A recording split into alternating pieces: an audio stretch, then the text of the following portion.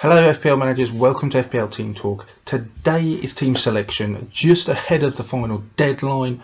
I got a 1% finish last year for my global rank. I'm hoping to do even better this year. This is my team, let me take you through it.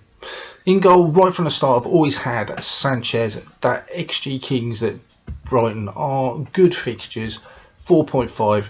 I've never looked really anywhere else other than Sanchez. He seems the obvious choice. I'm just going to sort of stick and forget about him. Okay, since the backup goalkeeper as well at Brighton got injured, they brought him in. Steele is now the number 2. Makes sense to me to go for Steele. 4 million. It was either him or Foster. I just feel that if Sanchez get injured, I could be in a position where I've got 2 players on the bench that are not playing, and then Foster could be one of them. So Steele I know would come in. So those 2, set and forget. I'm going to leave them. I'm happy with my goalkeeping position. In defence, I've got Trent Alexander-Arnold there. His attacking returns are just so good. I can't ignore those, along with the fixtures. Very quickly, his teammate Tsimikas in the last few days has come in because it's a 4 million into defence, which that Liverpool defence, I can't ignore that. Was Robertson, I was going to double up on that Liverpool defence, so he saved me a lot of money, which I'm then able to put into other areas, which I'll show you in a minute. Luke Shaw's really highly owned. That puts me off a little bit. However, I have to remind myself really, I'm just picking players to score the most points, and Shaw is part of that. Forget his ownership. He is just a really good way into that Manchester United defence. He's the most attacking player. He's nailed on. He ticks all the boxes. He's got to play for me. Then we got Ben White and Luke Ayling, 4.5s. I would love to have brought in Firpo. I think he'd be slightly more attacking. Ayling offered absolutely no attacking returns last year. Having watched Leeds and how attacking are, you suspect he can't go a whole season without creating something. But Firpo looked better, but for 5 million, I just couldn't stretch that budget.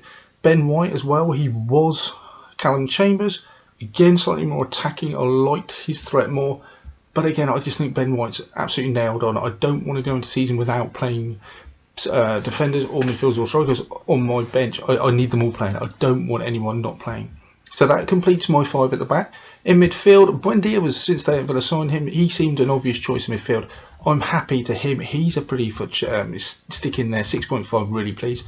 Rafinha's another set and forget, nailed on my side.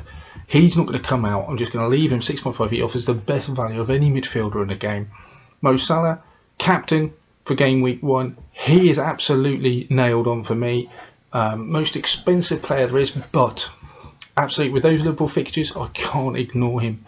I had Fernandes and Benrahma were my sort of 2 players that I was kind of toying with. I do want to wait to Son maybe in game week 3, and it was a choice of do I take Fernandes and Benrahma or do I then have Gundogan was a choice. Gundogan, and I can't remember the other name of the other player. It was a case of Gundogan and Barnes, or even Havertz. In the end, I decided to go for Fernandes and Benrahma. I just think Fernandes, he's such a good player. Southampton away, second game. These first, I don't want to ignore those. It was Greenwood. Greenwood was the option. I could have gone Greenwood. Up front, I've joined the Luca Toni bandwagon. 6.5, I don't think, normally his fixtures are quite good. They're at home. Everything I've been reading about him is really positive. Danny Ings, those fixtures are just too good for Villa. He's a great player. He will start up front. He's already scored in friendly, so we know he's going to start and get the games. 8 million is a good price for him and a very attacking Villa side. And Antonio, we all know about him. What an asset he can be for West Ham. 7.5.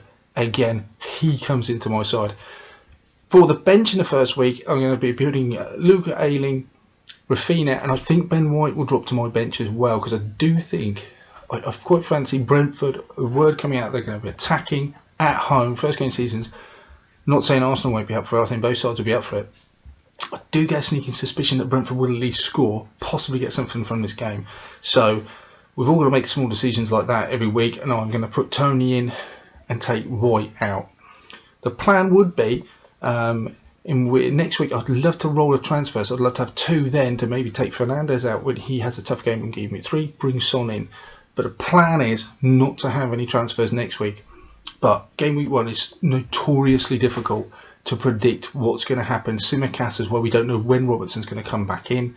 It's only 4, but I really like the idea of a playing bench, and we'll see. So that's my side. you know what, I still could be convinced about Greenwood coming instead of Fernandes. That frees up so much money. Ben Robben could go up to Son, but the fact that they're playing Manchester City puts me off this week. There's Lukaku, Havertz, all sorts. So many, and you know you're not going to get every decision right. This is my side, still going for that top 1% finish again. Let me know what you think.